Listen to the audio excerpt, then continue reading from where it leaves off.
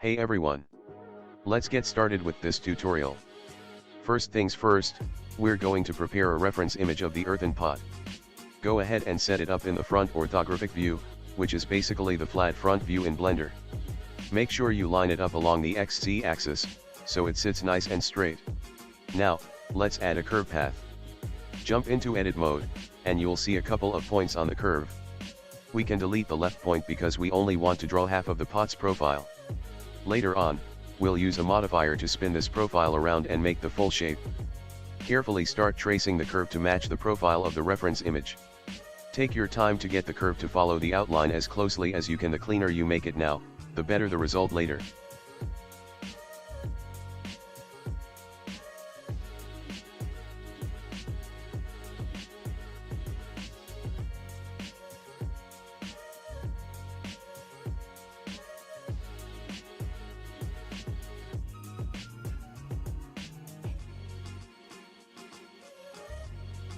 Once you're happy with the shape, you can hide the reference image for now to make things clearer. Select the curve again, and head over to the Modifiers tab. From there, add a screw modifier. This modifier is going to take the curve you just drew and spin it around to form the entire pot in 3D. Feel free to play with the resolution settings for both the curve and the screw modifier.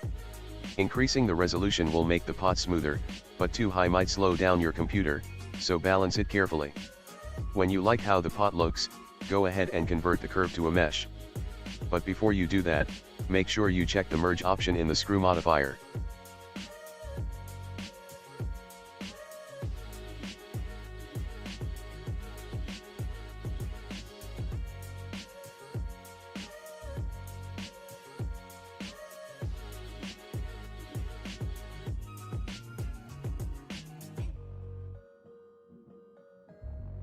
This makes sure that all the bottom points are properly merged together so you don't get weird holes or overlapping faces later. Now let's move on to UV unwrapping, which is how you'll get textures to stick to your pot properly.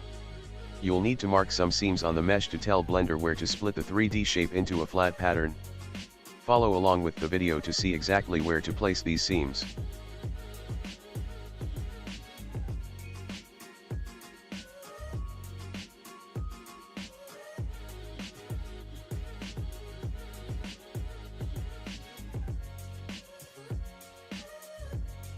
I'm also using the UV squares add-on here to straighten out the UV islands, which really helps get a neat layout.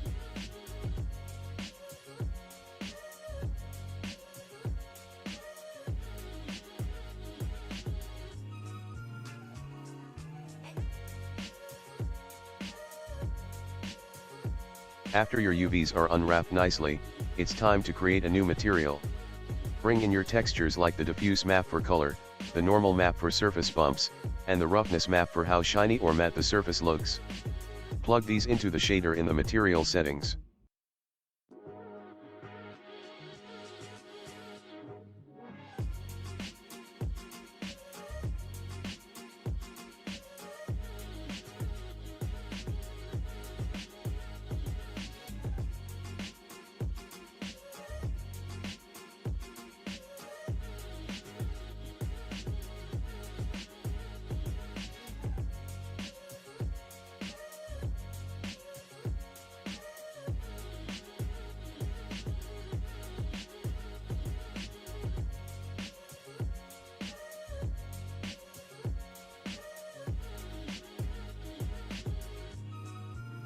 Once the material is set up, double-check your object's normals.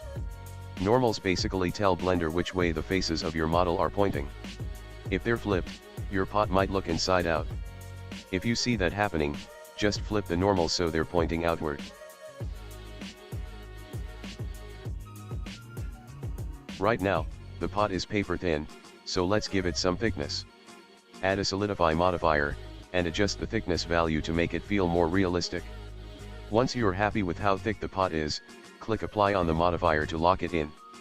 Now, since the UVs were copied from the outside of the pot, you don't need to redo them.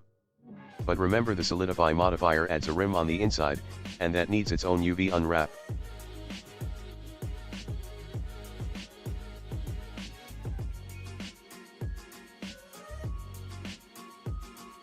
If you skip this step, you might run into problems later, especially if you bring the model into other software.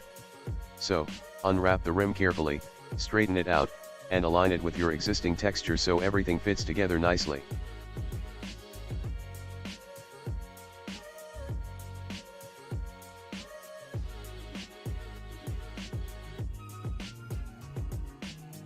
Once that's done, you can add more realistic details to your pots. For example, in real life, pots often have painted bands or stripes.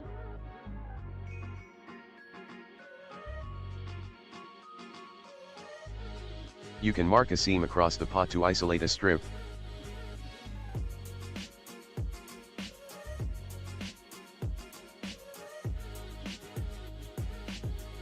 Then align that UV area to a white decorative part of your texture.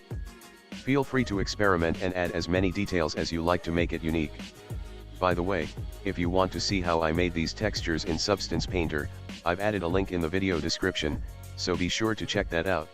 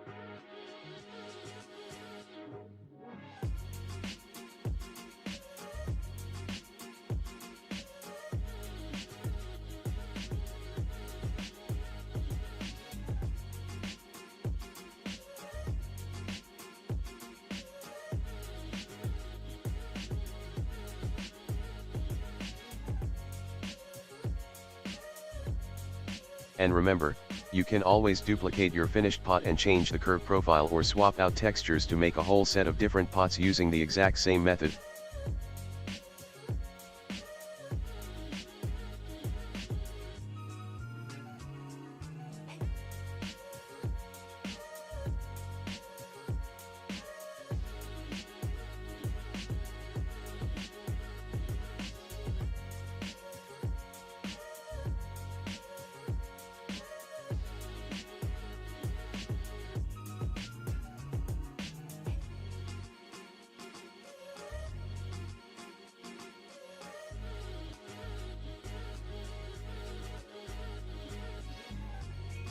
Once you're happy with everything, switch to render view and see how it looks with all the textures and lighting in place.